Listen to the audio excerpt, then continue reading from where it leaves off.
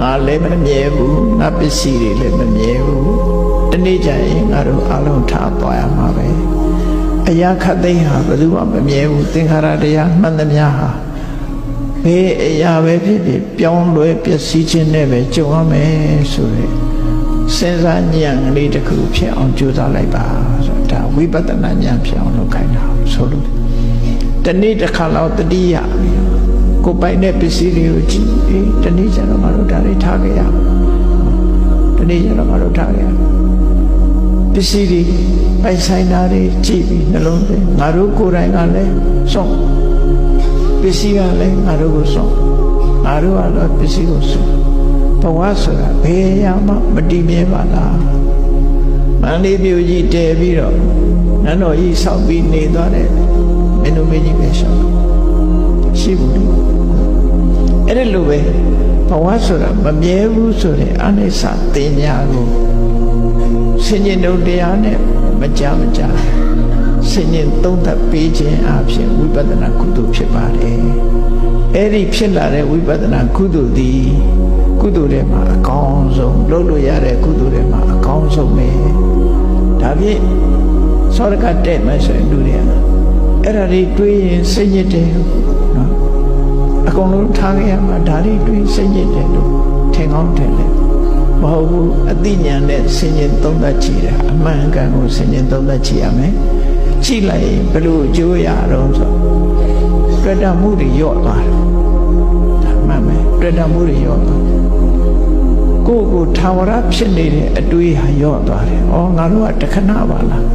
တခဏဆိုတော့ငါတို့အကျိုးရှိတာလောက်ရမှာပါလားဆိုဒီအတိလေးဝင်လာတယ်အဲ့ဒီအတိကတတ်မိုးရှိတာပြောတာနော်တွေ့တာမှုတွေကိုလျှော့ချနိုင်တယ်အတိနဲ့မှတွေ့တာမှုကိုလျှော့ချ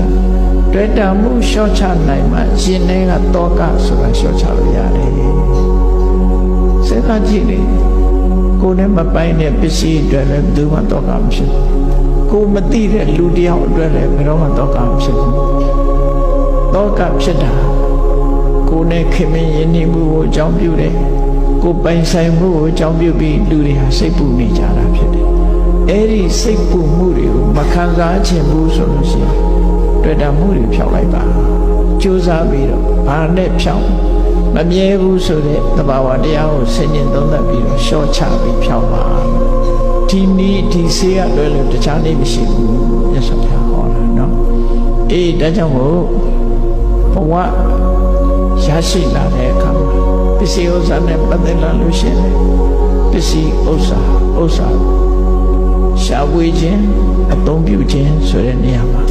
ရှားပွေတဲ့အခါမှာလည်းတရားမြတ်တမ်းမှုနဲ့ရှားပွေရအသုံးပြုတဲ့အခါမှာလည်းပဲတန်ဖိုးရှိတဲ့အသုံးပြုလို့သုံးပြုအောင်မှာဖြစ်တယ်အဲ့ဒီကနေတဆင့်တက်ပြီးတော့အကောင်းဆုံးကုသိုလ်ဆိုတဲ့ဝိပဿနာကုသိုလ်တွေထိုးတယ်လို့လုပ်အောင်မှာဖြစ်တယ်လို့ကိုယ်စီမှတ်သားနိုင်ထားကြပါတရားချစ်ခင်သူတော်စင်ပြိဿအပေါင်းတို့မြတ်စွာဘုရားဟောကြားတဲ့ဒေသနာတော်ထဲမှာပစ္စည်းဥစ္စာရှားပွေခြင်းနဲ့သုံးစွဲခြင်းကိုစနစ်တကျလမ်းညွှန်ပြတဲ့အတိုင်းတို့တွေပစ္စည်းဥစ္စာကိုရှားပွေကြမယ်အသုံးပြုကြမယ်နောက်ဆုံးရလာတဲ့ဘဝလေးမှာမှန်ကန်တဲ့အသိဉာဏ်တွေရအောင်ကြိုးစားအားထုတ်ကြမယ်လို့ကိုယ်စီနှလုံးသွင်းပြီးမမေ့မလျော့သောတတိကြီးမားသောလုံလဝိရိယဖြင့်ကြိုးစားအားထုတ်နိုင်ကြပါစေကုန်သတည်း